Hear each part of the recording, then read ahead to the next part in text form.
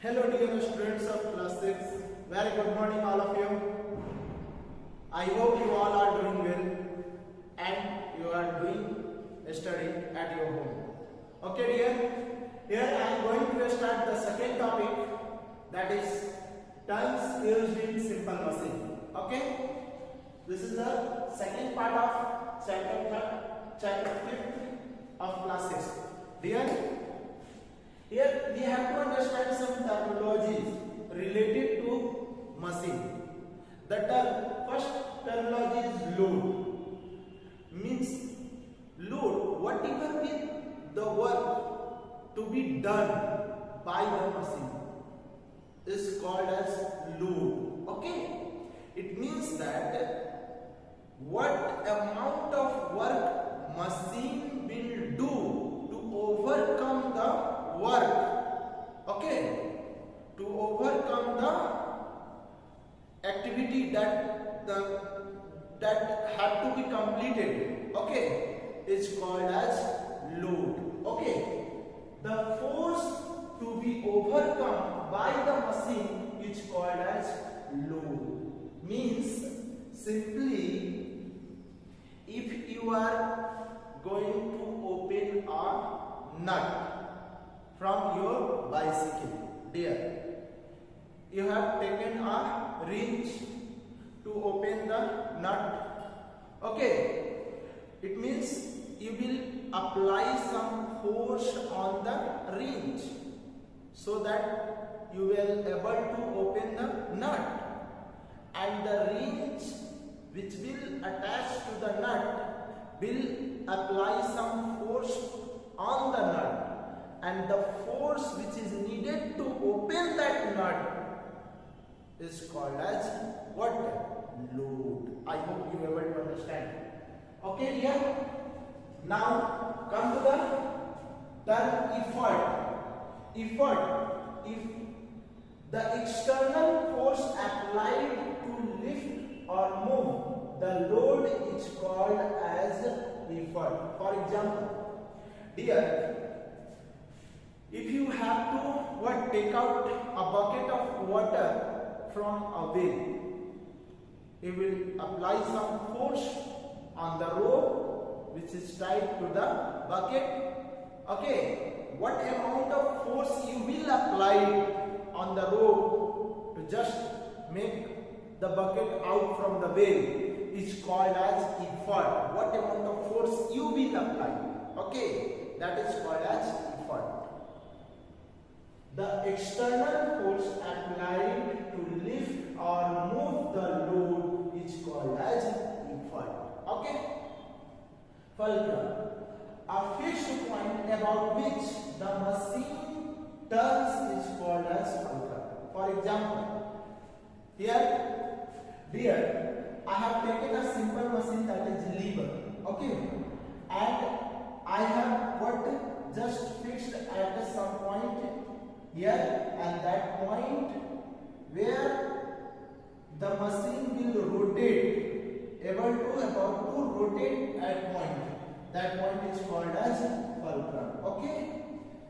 The distance between fulcrum and the load is called as load arm, and the distance between fulcrum and the effort is called as effort arm. Means, if anyone will ask you, what do you mean by load arm? Simply, load arm is the shortest distance between the fixed point, that is fulcrum, to the load. Okay? Simply, another question, what do you mean by effort arm? Effort arm is the shortest distance between the fulcrum, the fixed point of a machine, and the effort, okay, where it is being applied. The distance between, shortest distance between effort and fixed point, fulcrum, is called as what? Effort arm. I hope you are able to understand here. Now, velocity ratio. Velocity ratio, VR, that is the short representation VR. Simple, the term have a velocity ratio means it is a ratio. the ratio of distance moved by effort to the distance moved by load is called as velocity ratio. Dear student, I know that what you may face problem. You will face problem. The distance moved by effort to the distance moved by the load. Okay. For example, dear, this is a duster which is placed here. Okay. To lift this duster, I will apply some force. Okay. That is called as effort. Okay. That is called as effort. If I am applying force here, this point is called as effort point. I will apply some force on effort point and lift it. The effort point will move some distance. Okay. Move some distance. That distance is called as effort distance or effort displacement. Whereas this whole load, the whole duster is moved by some distance, that is called as load distance. Okay.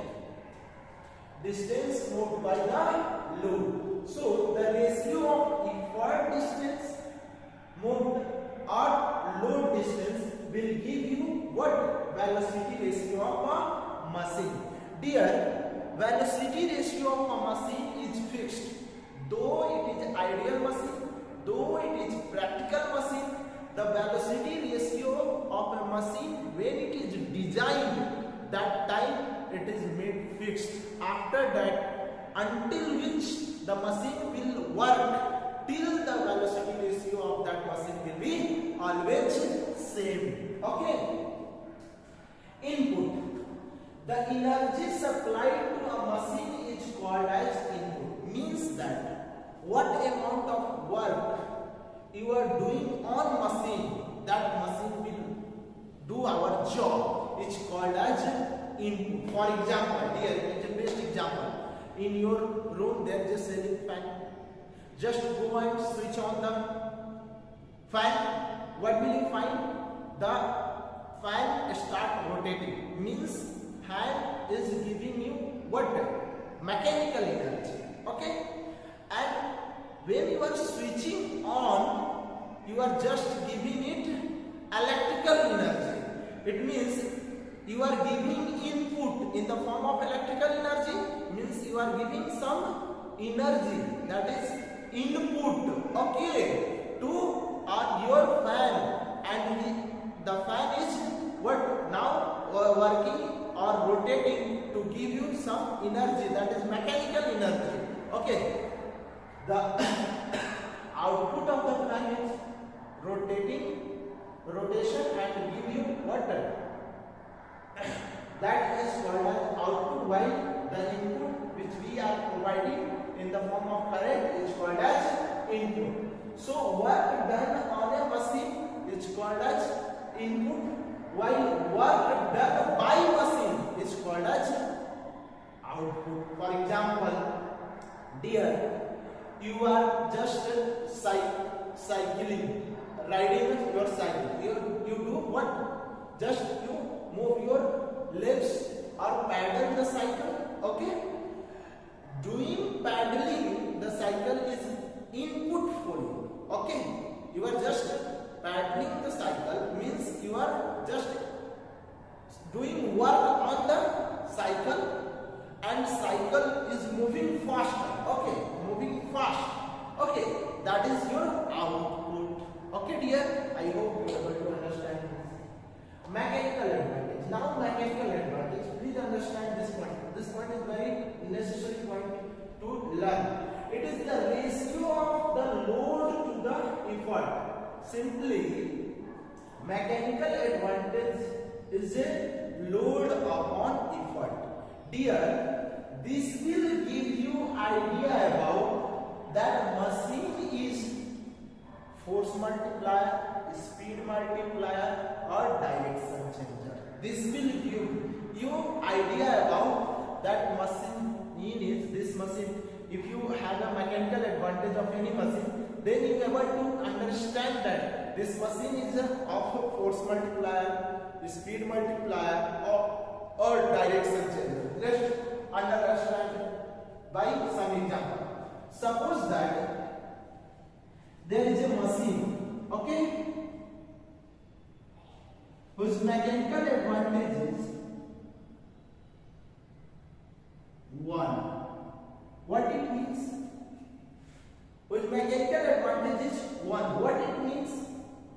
Dear, it means that its load is equal to its effort.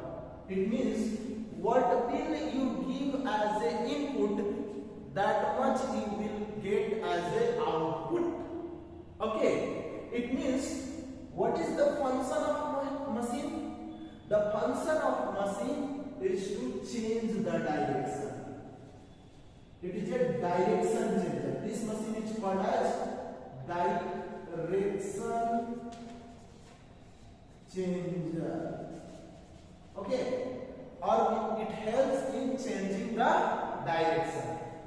If mechanical advantage is greater than 1, what it means? Dear, mechanical advantage will only be able to greater when load will be greater than effort. Load should be greater than effort. Then it is only possible that the mechanical advantage of the machine is greater than 1. Okay? Because mechanical advantage is equal to load upon effort. If you are putting load 6 and effort 2, then it is only able to that mechanical advantage will be what? 3. If numerator will be greater than denominator, then only possible mechanical advantage will be greater. Okay, so load will be greater than effort. It means you are applying a force less 1 Newton, and of 1 Newton 3 times you are finding the load. Dear, it means that by applying less effort you are getting more force. Means this type of machine do a force multiplier job. Force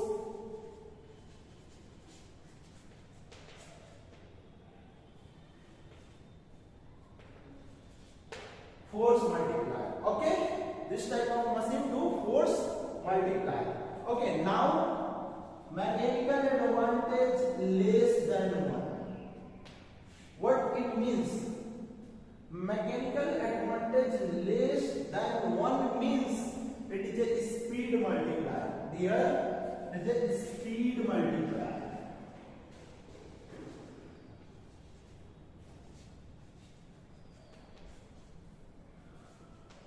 It is a speed multiplier. Means this type of machine will do your job faster. This type of machine will do your job by using less effort, and this type of machine will change the direction of your what? Force applied. Okay, I hope you are able to understand it. Now I am coming to the next point, that is types of machine. Types of machine.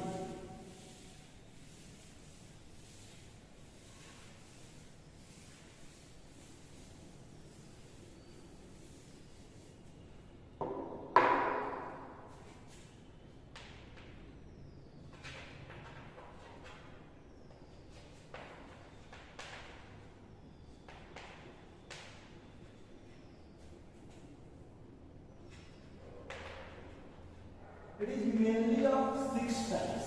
Here, simple machines are mainly divided into 6 types. That is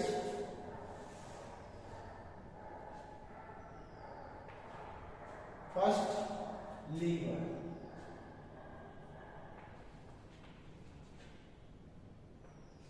Second, inclined plane.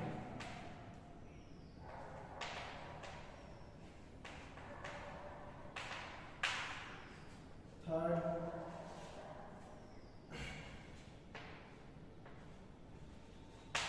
screw. Fourth, which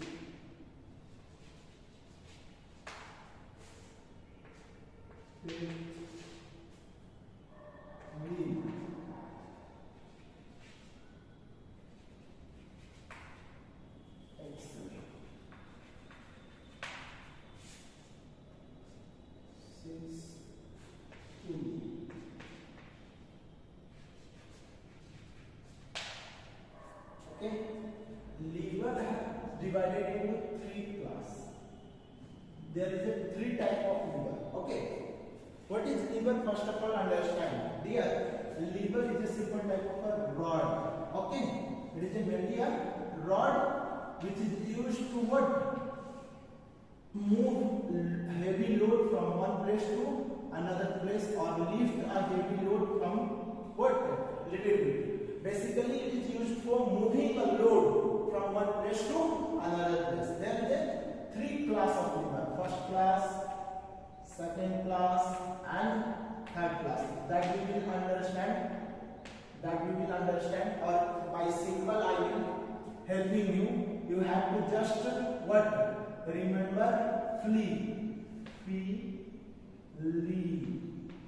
Flee means the lever in which fulcrum is in the mid, load and effort. That is of first class lever. Second class, the lever in which load is in the mid between fulcrum and the effort. That is called as of second class lever. The lever in which effort is in mid between the load and fulcrum, then that type of lever is called as third class of lever. Okay dear?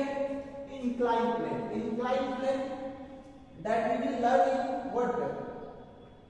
In explanatory way, means in next video we will learn about more in that, about don't worry.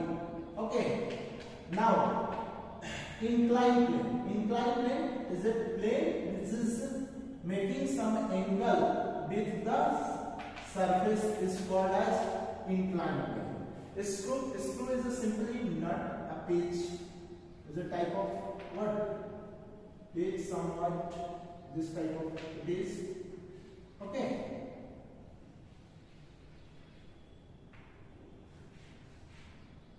Screw, which this is a plane surface. This is a plane surface. This is a making with angle. Okay. And this is a solid incline where rectangular, that is called as wedge. What is a solid substance? There's a wood made up of wood. What? Iron. Solid substance. A rectangular shape of triangular shape of wood is called as wedge. Okay. Wheel and axle, you people know that. Okay. Which we use pulley. Pulley is a what? Simple machine which is used to change the direction of force applied. Okay, dear, I hope we will apply and we will find what this all we will understand in the what? Explanatory way. I will explain each and every types of machine one by one in the next video. Dear, I hope you are able to understand the 6 types of simple machine, that is lever, inclined plane, screw, wedge, wheel and axle, pulley. Okay, so I would hope that you are able to understand this video. After, if any problem, please ask me in Google class. Okay, bye.